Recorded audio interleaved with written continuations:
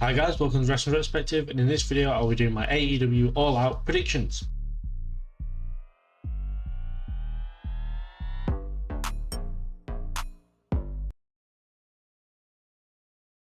So first up we have Sammy Guevara and Tay Mello taking on Ortiz and Ruby Soho, defending their AAA Mixed World Tag Team Championships. In this one I feel like this is kind of a desperate play to get Sammy Guevara onto the pay-per-view. Therefore, I think that Guevara and Tay Mello are going to retain the AAA Mixed Tag Team Championships. Not really any kind of thing behind it. They lost on Rampage on Friday, and I feel like they're going to win here, retain the championships. As I said, I think this is just a way to get Sammy Guevara onto the pay-per-view, really. Next up, we have the Casino ladder match for a future AEW title match. I'm really not sure on this one, it's hard to predict, but I don't like how there's three teams in it. You've got two members of Blackpool Combat Club, the Lucha Bros, two members of the Andrade Family Office, and Dante Martin, as well as a mystery entrant. Firstly, I think the mystery entrant is going to be Daniel Garcia. There's a lot of momentum on TV recently, and I think similar to Sammy Guevara, it'll be a way to get him onto the pay-per-view. I know a lot of the weekly shows have been surrounded around him, Jericho and Danielson, and I feel like this would be a good way for him to get a world title match, as I think he's also going to win the match as well. Obviously, I know that's a risk because if it's not Garcia, I know a lot of people have been saying it'll be W. Morrissey, but I kind of feel like they want to get Daniel Garcia onto the pay-per-view, and this is a really good way to do it. So yeah, I've got Daniel Garcia as the mystery guy, and Daniel Garcia to win the match itself and earn a future world title match. After that, we have Swerve in Our Glory defending the AEW World Tag Team Championships against the Acclaimed. I think this is going to be a really good match. I think it's going to be a solid tag team match. I'm a bit curious as to why they're avoiding FTR going for the AEW Tag Championships when they've been number one in the rankings for so long. But I don't mind this match. I think it'll be really good. Acclaimed have got a lot of momentum behind them. They're very over at the minute, but so are Swerve in Our Glory. And I find this very hard to pick. It makes sense for either team to win. Well, my choice here, based simply on other predictions where championships will change hands, I think that Swerve in Our Glory are going to retain in this one. I definitely thought at one point that the Acclaim could get it, but looking back on the card, I just feel like they're not going to want to have too many title changes on one card. Or at least any, because obviously last night at Clash of the Castle there wasn't any. So I'm hoping for a few title changes on this card. So yeah, I'm looking forward to the match itself. I think it's going to be really good. I'm sure the crowd are going to love the Acclaimed. Bit worried about what Max Caster might say with all the stuff going on in WWE. But yeah, I think it's been a really solid match. A really good tag team match. And yeah, I've got the champions retaining in this one. Following that, we have Tomohiro Ishii versus Eddie Kingston on the kind of pre-show to this. I'm not doing these predictions in any kind of order, so don't worry about it. But yeah, I feel like this one's going to be really hard hitting. I know they had another match where Ishii got the win. I haven't seen that match, admittedly. So yeah, I'm looking forward to seeing these two go at it. I've got a feeling that it's going to be very hard hitting. But I think for this one, I'm going to go for Tomohiro Ishii to get the win in this one. I think with Kingston's suspension coming into stuff, and I don't know, I just feel like with that looming over the match, I feel like they might not have Eddie Kingston win on the pay-per-view or the pre-show. But yeah, I think like they could also have like best of whatever series, like where they have a number of matches. But yeah, I just can't see any outcome with Ishii not winning pretty much. So yeah, Ishii's my choice for this one. Following that, we have FTR and Wardlow taking on the Motor City Machine Guns and Jay Lethal. I feel like this is a really good harken back to Impact Wrestling, or TNA, of the early 2000s, with the Motor City Machine Guns and Jay Lethal teaming together. Though it's weird because the Motor City Machine Guns are faces on Impact, but they're heels in AEW. I find that a bit weird, but I'm willing to see past that. But I feel like FTR and Wardlow have to win this match. Like, it is all in their favour. Like, they're champions, they're more dominant than these two teams. I mean, And I'm in the agreement with most people, which are we should have just had Wardlow Lethal and then FTR Motor City Machine Guns. I feel like as two separate matches, it would have been fantastic. I just feel like here it's going to break down a lot. It might be a bit more scrappy than usual. I feel like having the two individual matches would be better, but we've got the 6-man tag match, which is perfectly fine. I can't see it being a terrible match. I just think it'll be a lot more of things breaking down than usual. But technically, it should be fantastic. I'm not looking forward to it. But yeah, I think like FTR and Wardlow are 100% going to win this one. I can't see them not winning, pretty much. Following that, we have Toni Storm versus Dr. Britt Baker Demode versus Jamie Hayter versus Hikaru Shida for the interim Women's World Championship. For this one, it is quite a tough one to predict. I think the obvious choice is Toni Storm. Britt Baker is more than eligible to be going for that. I don't know how to put it. It's a clear choice for someone to carry the women's division while Thunder Rose is away. Jamie Hayter is someone that I'm a big fan of. And I'm a big fan of Shida as well. Not as much as Hayter, but for this one, I'm going to predict Toni Storm for the win. I know that she was number one contender anyway, and I feel like she's been set up quite nicely to win this match. I would love it if Jamie Hayter got the win in this one, and not the cracks between Baker and Hayter started happening already, but you could see that Baker was visibly jealous of Hayter winning, and she kind of wanted her title back, kind of thing. I thought that storyline would be quite good, but not having the turn quite yet, because we all know that the Hayter Baker turn is going to happen at some point. I just don't think we're quite ready for it. It's been too soon since Wardlow turned on MJF. I think Shida. I think she's a bit of a wild card in this one. I think she could win. I just don't see her winning at all. I can almost see her taking the pin in this one. But I think she'll add some great wrestling to the match. I think this match as a whole is going to be probably one of the best Fatal 4-Ways of the year, I think. Not that people specifically look at Fatal 4-Ways, but I just feel like this match is going to be really good. It's going to have something to it throughout. It's not going to have like a slow phase in it. I just feel like it's going to be just going all the time. I'm really looking forward to it. But yeah, I feel like as much as I want Jamie Hayter to win, I feel like Toni Storm has been set up perfectly to win this match, and that is going to be my prediction. Following that, we have the All Atlantic Championship match where Pac will defend the championship against Kip Sabian. This one I'm really looking forward to as well. I feel like it's going to be technically really good. I'm not really sure on this one. My prediction for it is Kip Sabian to be the new champion, but I'm questioning whether it's too soon since Pac won it. I feel like having Kip Sabian been out for so long, having him lose his first match back would be a bit momentum killing.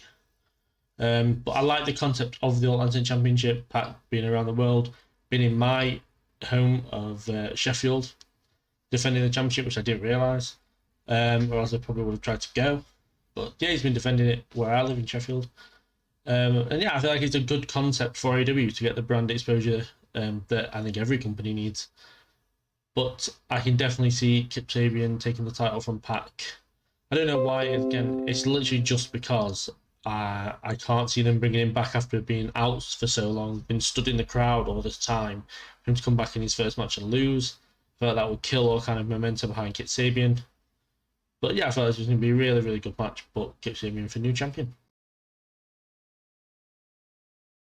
After that, we have the Elite taking on Hangman Adam Page and the Dark Order in the final of the Trios Championship tournament.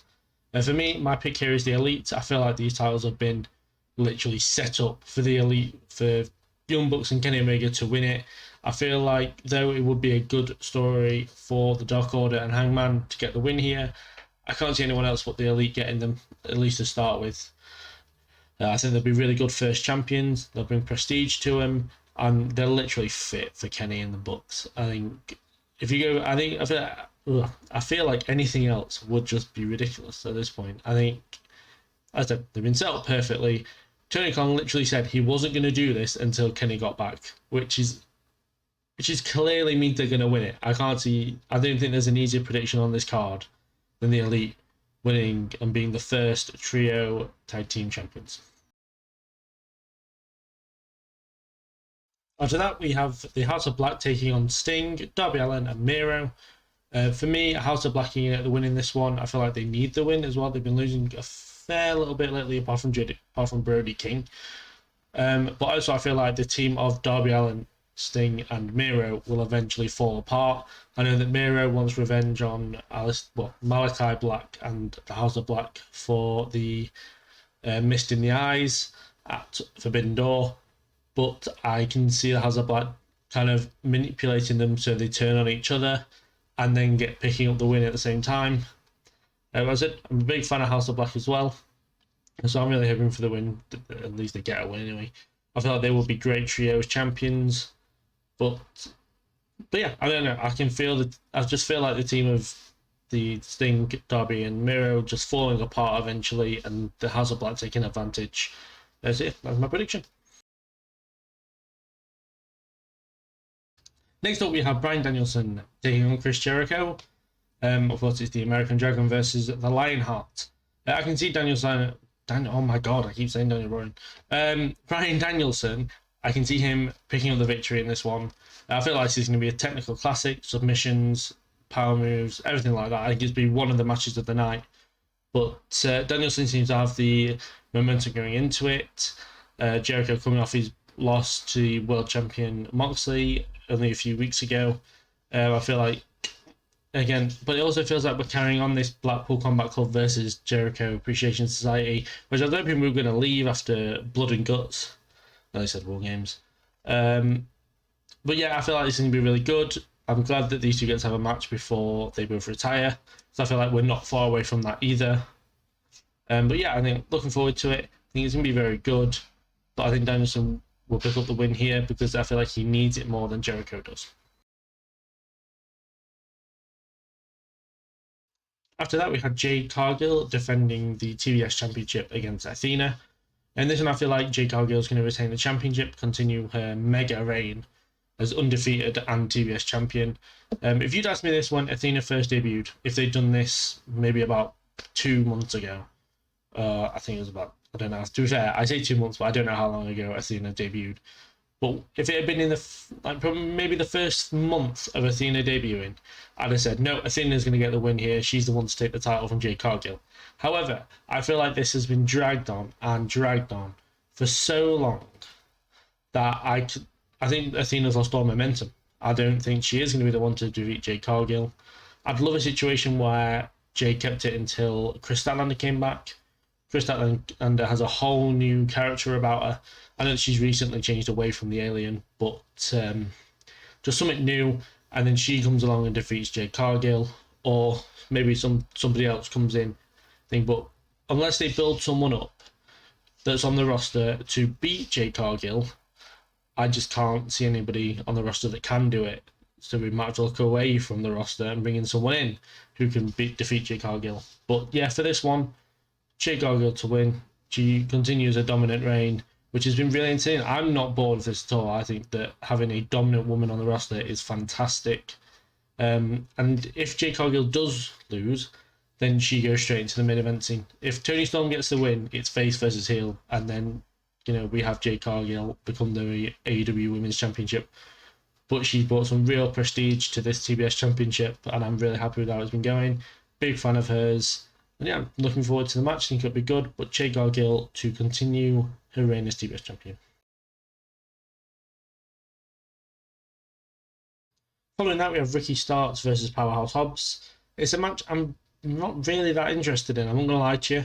I've not been a big fan of Ricky Starks or Powerhouse Hobbs.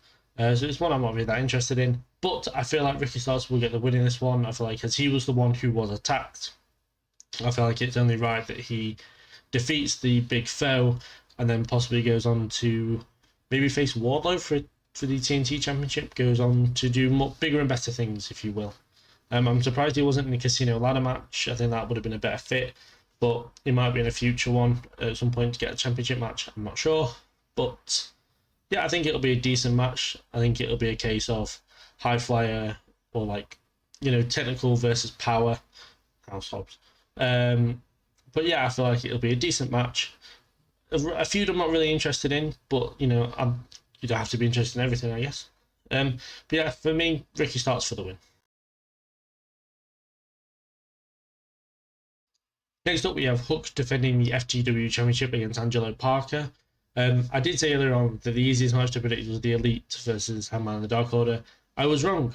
Hook versus Angelo Parker is by far the easiest match to predict, as Hook will absolutely squash Angelo Parker and retain the FTW Championship. I don't feel like Hook is anywhere near his first loss in AEW, and he's just cool. He's just cool as fuck, and I'm really liking his character. Everything about it is just awesome. And I'm glad that he's got the FTW Championship. It's, it means a lot to Taz. It shows when Taz is on commentary. And yeah, it's just really cool to have this in AEW. It's something that's not got a lot of limelight on it, but it is really good for the people that know who Hook is and the history behind the FTW Championship in ECW and what it means now.